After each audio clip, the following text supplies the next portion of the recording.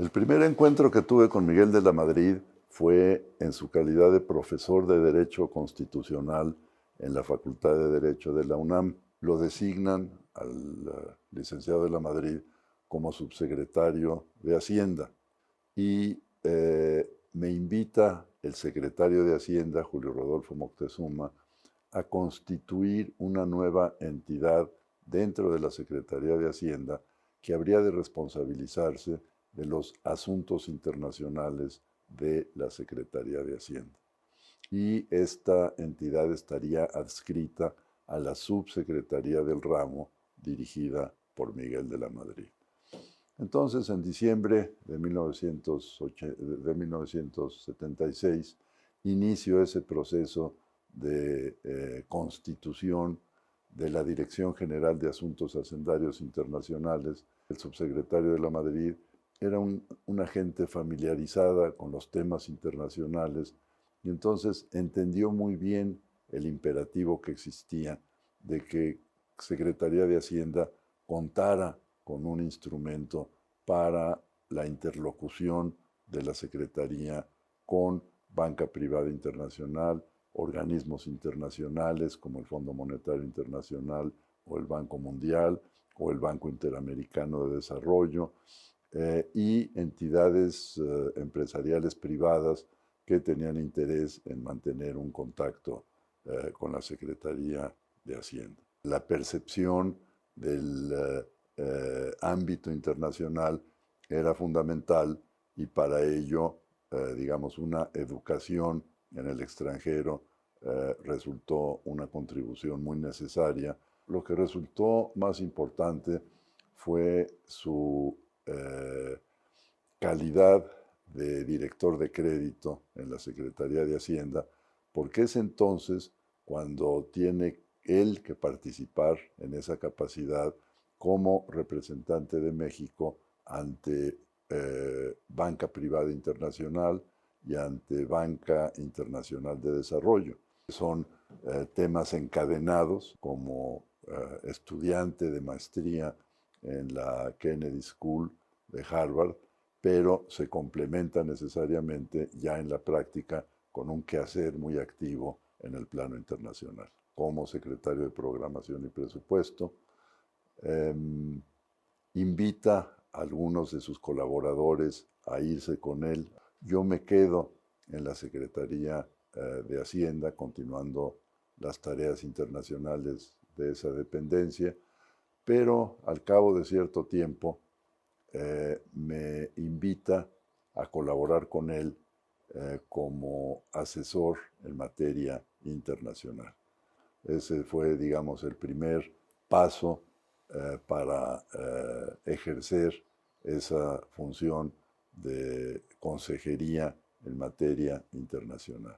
Sin duda, la Secretaría de Programación y Presupuesto tenía también un alcance internacional y una capacidad muy grande para invitar a otros gobiernos a avanzar en el tema de la planeación que les permitiese tener un panorama más claro de lo que se tenía que hacer hacia el futuro.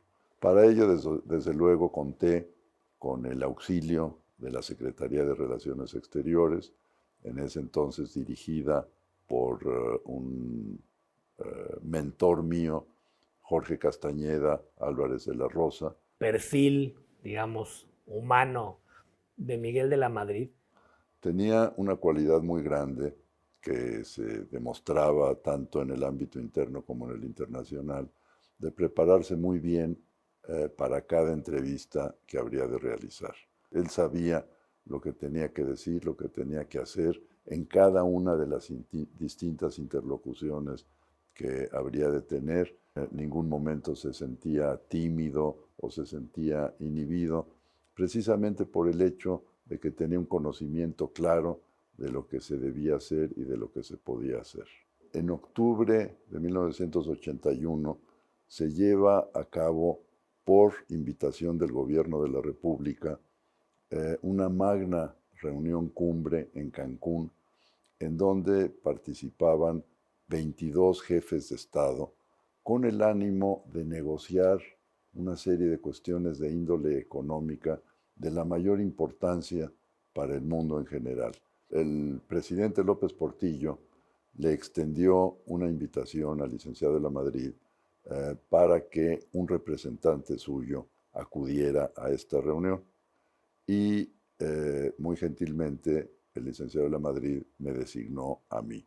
Concluye la reunión de Cancún y se anuncia ya que el candidato del Partido Revolucionario Institucional habría de ser Miguel de la Madrid. Y al término de esa conversación me invitó a ser su asesor en asuntos internacionales y secretario de Asuntos Internacionales del partido. El licenciado de la Madrid reunió a un pequeñísimo grupo de sus íntimos colaboradores para establecer esos criterios políticos. Me tocaba a mí realizar pues una tarea de inducción para el mejor conocimiento de lo que era la realidad internacional.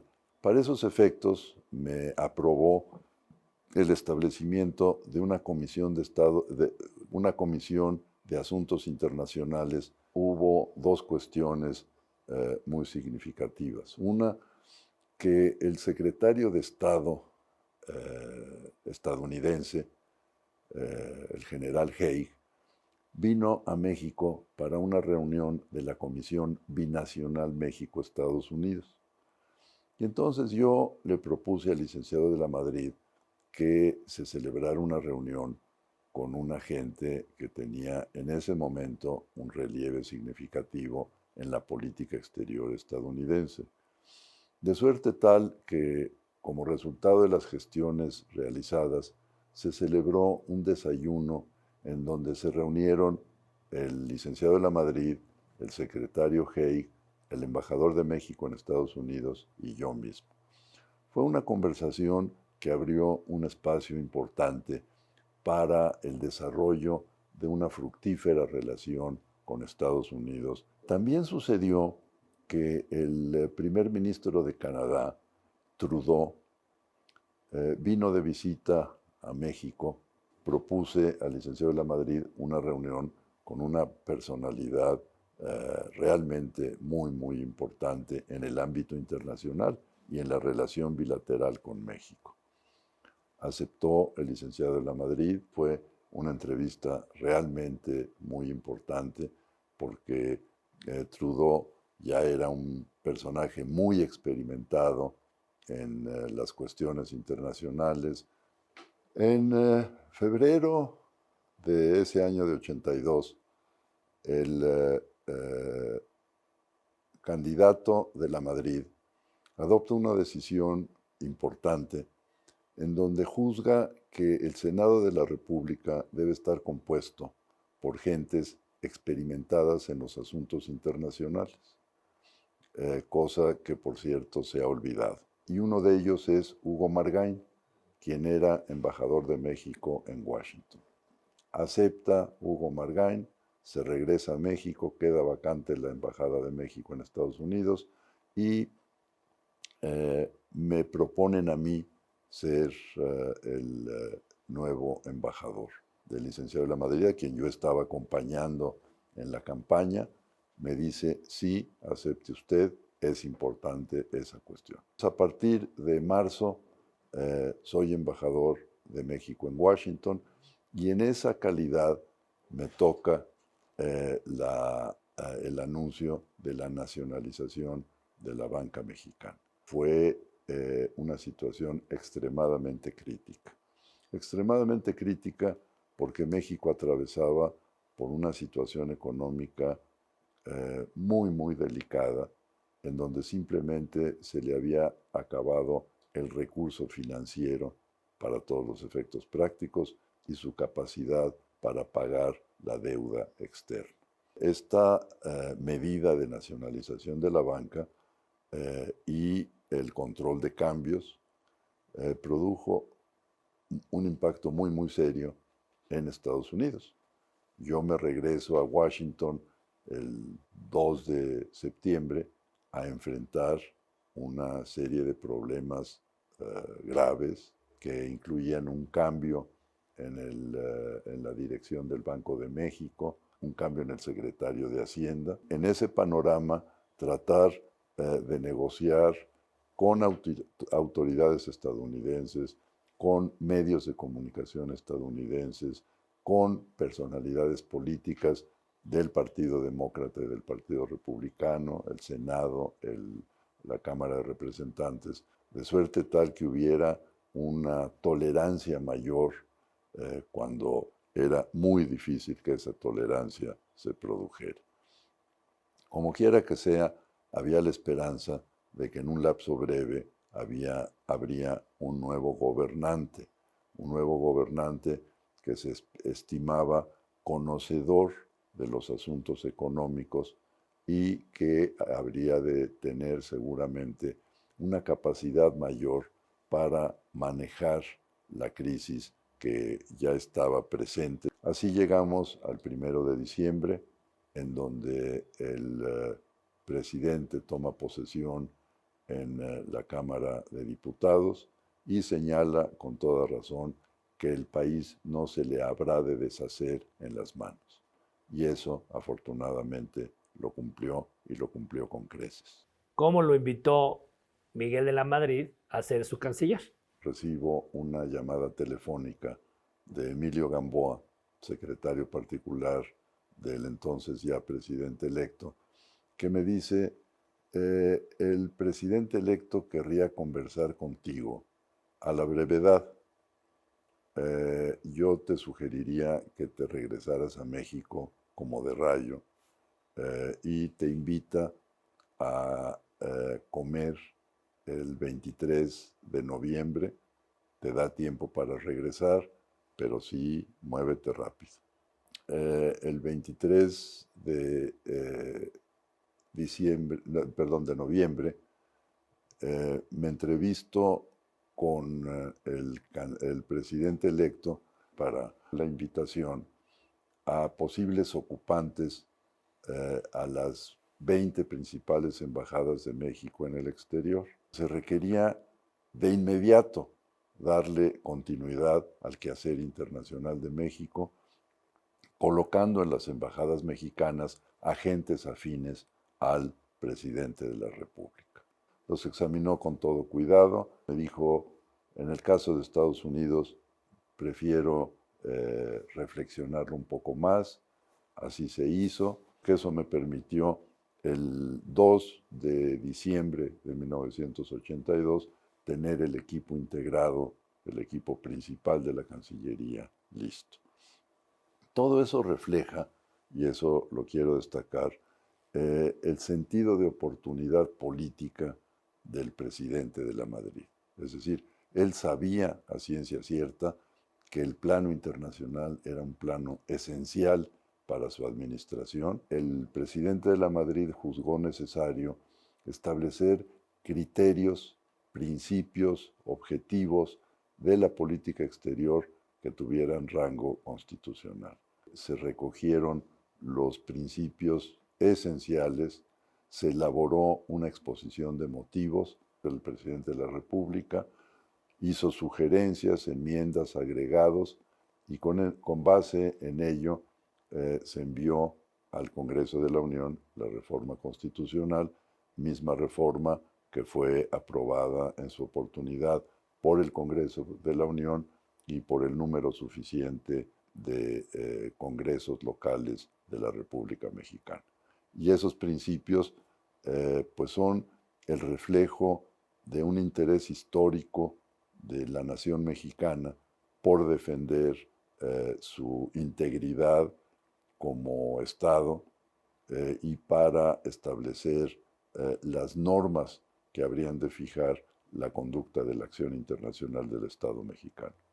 Una primera cuestión tiene que ver con una decisión que adoptó el presidente de la Madrid y fue en el sentido de no salir del país durante el primer año. Fue una definición muy clara y una instrucción muy precisa que recibí. No habré de salir del país durante todo el año de 1983. Y en 84 me dijo, la prioridad es América Latina. Lo que quiero es tener un relacionamiento con América Latina muy, muy estrecho, empezando por Colombia. Entonces, fuimos a Colombia, fuimos a Perú, fuimos a Argentina, fuimos a Brasil, fuimos a Venezuela y fuimos a Panamá también. Entonces ese fue el primer viaje internacional del presidente de la Madrid, la reafirmación de que somos un país latinoamericano, con intereses latinoamericanos y con una vocación política de asociación con los países latinoamericanos. El siguiente viaje fue a Estados Unidos. El presidente de la Madrid seguramente ha sido el presidente que ha tenido el mayor número de reuniones, de sesiones bilaterales con un presidente estadounidense, por gran distancia. Ambos gobiernos y ambos titulares de su respectivo ejecutivo tenían un deseo firme y decidido de mantener una relación cordial, una relación de cooperación, una relación de entendimientos políticos de una gran trascendencia. Que hubo tropiezos, pero que a la luz de la buena disposición de los dos presidentes se pudieron resolver y se resolvieron satisfactoriamente. La primera reunión que tiene el presidente de la Madrid con el presidente Reagan es antes de que tome posesión. Se entrevistaron en Tijuana, lo cual era significativo para propósitos políticos. Que un presidente electo se entrevistara con un presidente constituido. Al día siguiente nos fuimos al otro lado de la frontera y en Coronado se celebró una segunda entrevista. En 1984 se llevó a cabo una visita de Estado del presidente de la Madrid a Washington. Otra cuestión de una gran importancia fue la visita que se llevó a cabo en el año de 1985 a 5 países europeos. Fue una tarea extraordinariamente difícil porque significaba no solo una organización en términos de protocolo y de ceremonia y de logística extraordinariamente compleja, sino adicionalmente la elaboración de un número significativo de discursos apropiados para cada una de las sedes en donde se tenía que presentar ese discurso. Y debo agregar que en el caso español fuimos no solo a Madrid, sino también a Barcelona, lo cual significaba para todos los efectos prácticos una sexta visita de Estado. Fue un episodio político de gran importancia que amacizó la presencia mexicana en Europa. Tuvimos la oportunidad de reunirnos con las altas autoridades del gobierno español, con Felipe González, con el rey de España, con el Parlamento español, de gran importancia política, en una etapa de transición que se estaba llevando a cabo y para México un apoyo insustituible en su relacionamiento no solo con España, sino también con Europa, con lo que ahora es la Unión Europea. Después nos fuimos a Londres, en donde, por cierto, nos hospedamos en el Palacio de Buckingham y en donde el presidente de la Madrid tuvo una actuación de gran importancia por ser, entre otras cosas, Londres, la capital financiera, en ese entonces del mundo, con lo cual se pudo celebrar un conjunto de diálogos con los representantes del sistema financiero que favoreció también en gran medida a México. La reina Isabel había visitado a México en febrero de 1983. El presidente de la Madrid también le ofreció en Puerto Vallarta una comida muy importante en donde participaron empresarios británicos y empresarios mexicanos, que resultó también muy favorecedora para lo que vendría en 85. De ahí nos fuimos a Alemania, país absolutamente fundamental para el relacionamiento con Europa, una visita también muy bien lograda. Después nos fuimos a Bélgica, en donde está la sede de la ahora Unión Europea. El presidente de la Madrid acudió a la sede de la ahora Unión Europea a formular un discurso importante sobre la necesidad de que esa comunidad europea fuera un socio útil para México. De ahí nos fuimos a Francia, a París. Se dejó registro de la presencia política y económica de México en Francia. Hubo otras manifestaciones también importantes que enumero de manera muy sucinta. Por ejemplo, su presencia en la Asamblea General de Naciones Unidas, absolutamente fundamental. Su visita a Canadá, absolutamente fundamental. Sus visitas a otros países que parecían lejanos, como eran Yugoslavia, la India, Japón, China. Un presidente profundamente interesado en situar a México en la esfera internacional con una acción política y diplomática y económica y cultural del mayor relieve, la creación gradual y progresiva del Grupo Contador. El tema centroamericano, que se estaba saliendo de cauce. El presidente de la Madrid se reunió con el enviado de Colombia, un expresidente muy competente, muy familiarizado con las preocupaciones mexicanas, que eran también las preocupaciones colombianas. El presidente de la Madrid me instruyó de inmediato a ponerme en comunicación con el canciller colombiano, Rodrigo Lloreda. Consideramos muy necesario contar también con la presencia venezolana, porque Venezuela, con Carlos Andrés Pérez, y el tema principalmente de los conflictos que ya existían en Nicaragua y en El Salvador.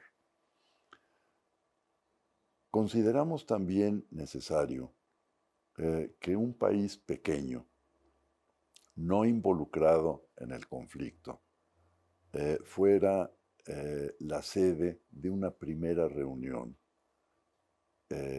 y decidimos que Panamá era el lugar idóneo, porque de alguna manera era un país centroamericano, pero no involucrado en los conflictos. Una primera reunión que acordamos fuera con Venezuela, con los cancilleres de Venezuela, Colombia, México y el canciller panameño. Entonces, Panamá muy gentilmente nos ofreció reunirnos en la isla de Contadora, y a eso obedece el nombre del Grupo de Contadora. Ver cómo podíamos coadyuvar a que no explotara una guerra civil, una guerra generalizada en la zona centroamericana. Ese era el riesgo serio que enfrentábamos, y era un riesgo muy posible. El gobierno estadounidense estaba armando y financiando a lo que se denominó el grupo de la contra, que estaba dedicado a subvertir el orden político en Nicaragua, tratando de derrocar al gobierno sandinista, que era un gobierno que había ganado la revolución derrocando al presidente Somoza. Pero había una guerra civil también en El Salvador, una guerra muy cruenta, muy violenta, en donde un ejército estaba tratando de derrotar al, a un grupo guerrillero muy poderoso, muy bien armado, y que estaba pues contrario a una dictadura que se había establecido en El Salvador. De una reunión que convocó el presidente de la Madrid con los presidentes de Venezuela, de Panamá y de Colombia. Y eso sucede ya en abril de 1983.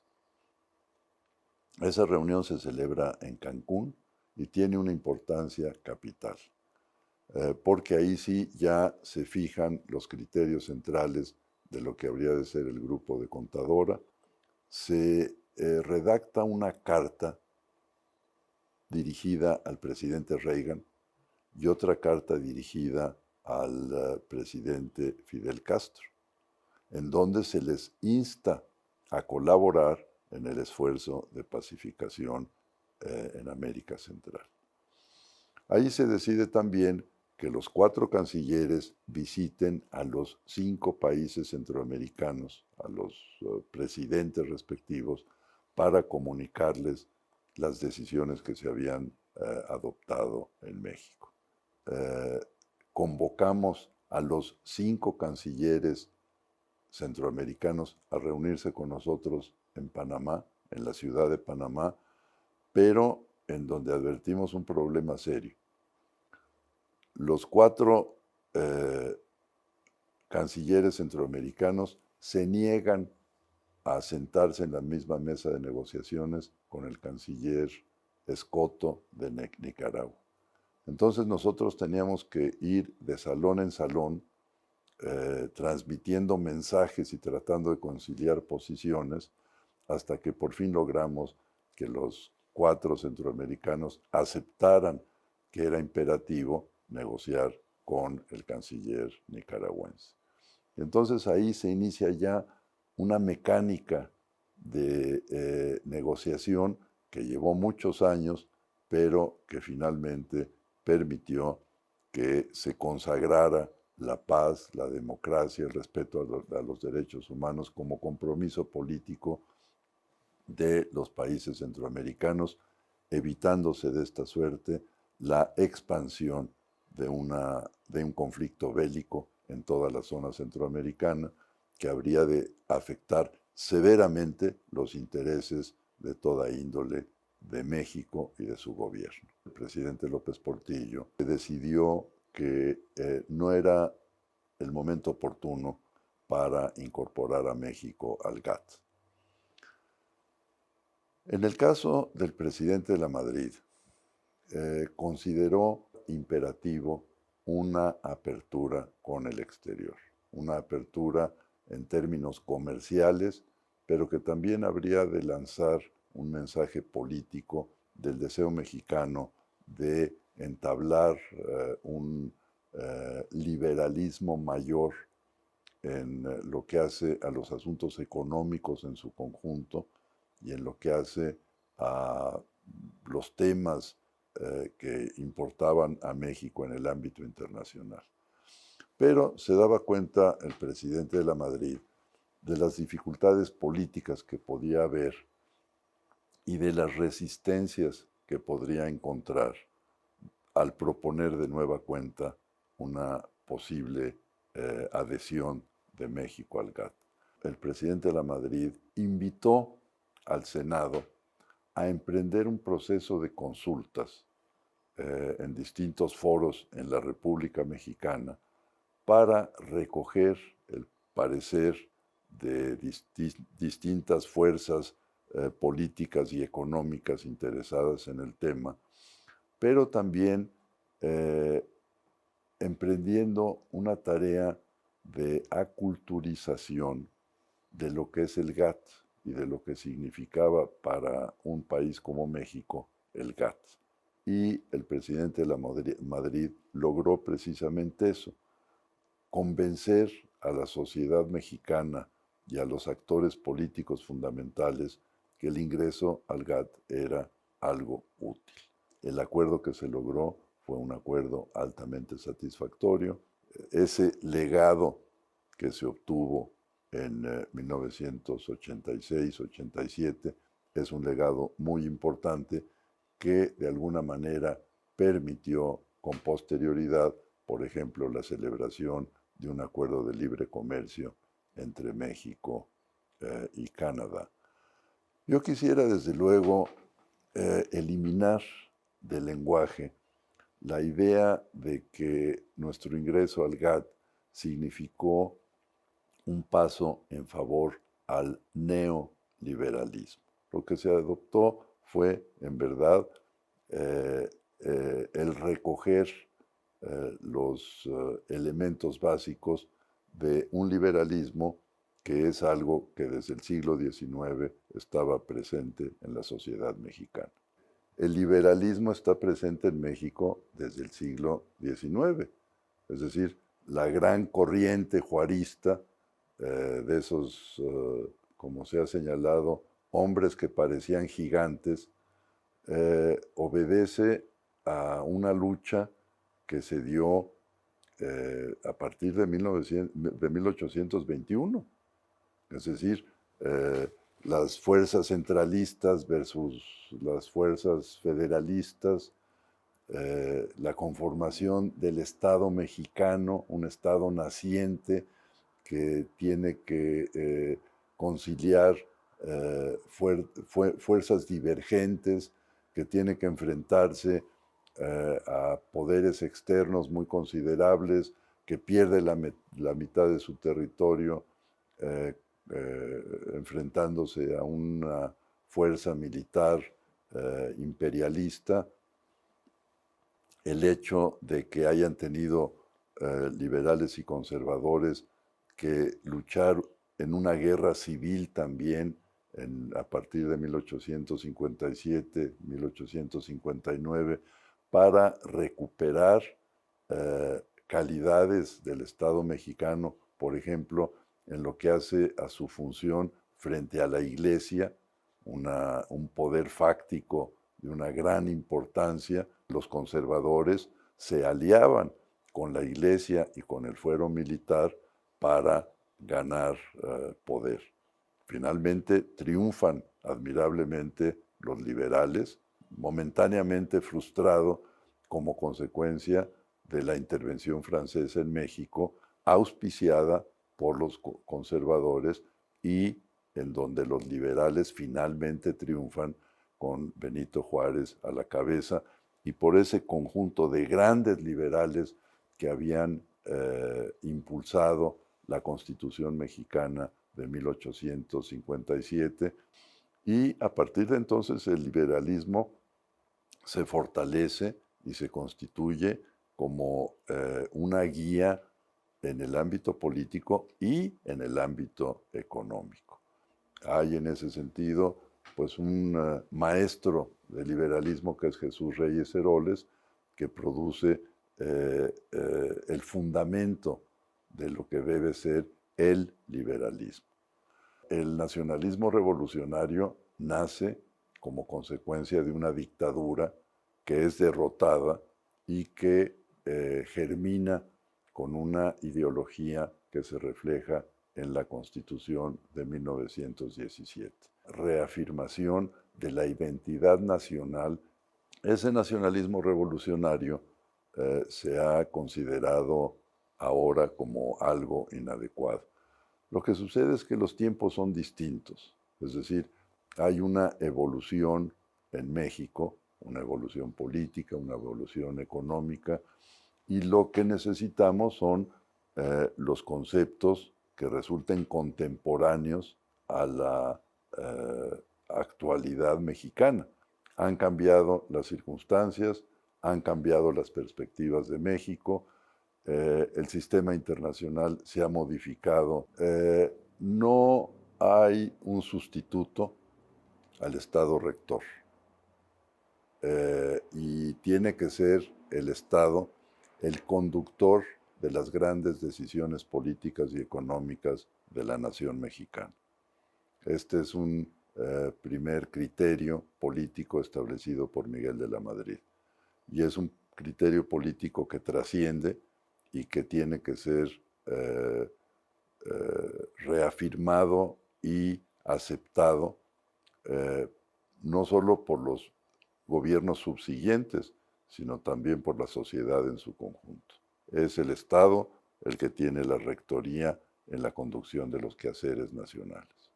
Otro legado tiene que ver con el liberalismo. La noción del Estado obeso, se llega a la conclusión que esa no era parte de la tarea que correspondía al Estado. Eran otras obligaciones, hacer un aseo político de lo que es la función del Estado es otra contribución que amerita ser reconocida como labor de Miguel de la Madrid.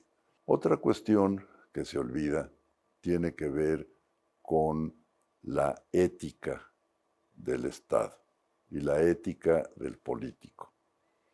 Quiero decir con esto que el tema de la corrupción es un tema que abominó Miguel de la Madrid y que con todo sentido de la ética política luchó denodadamente por asegurar la honestidad en el quehacer gubernamental. Otra contribución importante es reconocer que el gobierno tiene el deber de respetar el Estado de Derecho.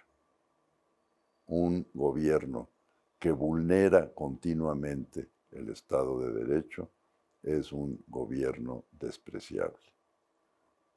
Una de los objetivos fundamentales de todo gobierno tiene que ver con la instauración perenne y permanente de un Estado de Derecho en donde se respeten de principio a fin los derechos humanos, por ejemplo, los derechos adquiridos que la sociedad ha obtenido en una larga lucha en favor de contar con el principio de la legalidad como norma fundamental de su quehacer. Y yo diría, como último elemento, como el quinto elemento, el haber conducido una admirable política exterior que le dio prestigio, respetabilidad a México en el exterior, pero que también aseguró que los instrumentos externos fueran un medio para el desarrollo nacional.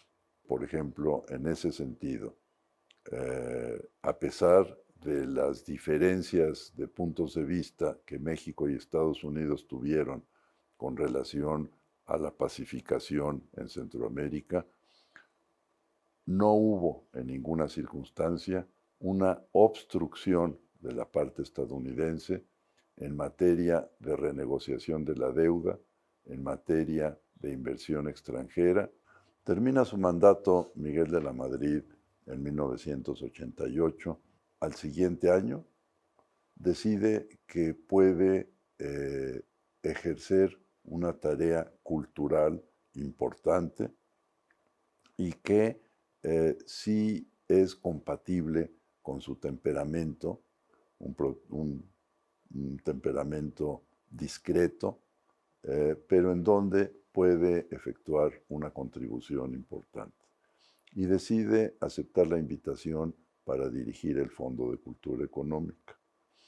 Fondo de Cultura Económica, que es una pieza central en el quehacer de la cultura mexicana y que tiene sus orígenes en dos personajes formidables que son Daniel Cosío Villegas y Alfonso Reyes, que advierten la necesidad de que en México haya una editorial, una empresa editorial del Estado que se dedique a publicar libros importantes de autores mexicanos y también de autores extranjeros.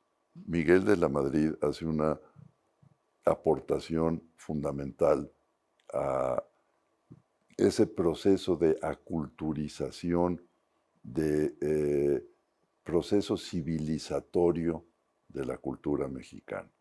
La presencia que tiene como instrumento cultural en el periodo de Miguel de la Madrid el Fondo de Cultura Económica es extraordinario. Se le tiene que reconocer que así como llevó a cabo una labor encomiable en el ámbito político, también en el ámbito cultural ejerció una influencia determinante en la sociedad mexicana.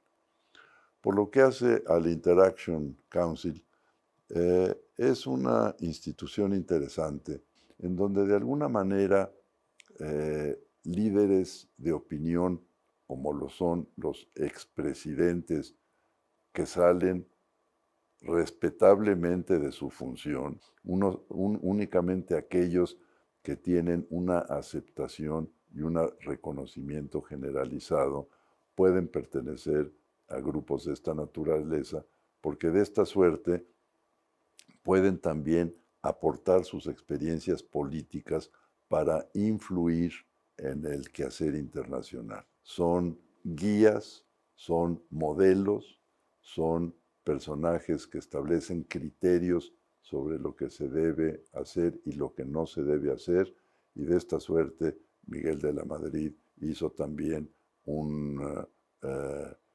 una aportación necesaria al fijar normas de conducta fundamentales en las tareas internacionales.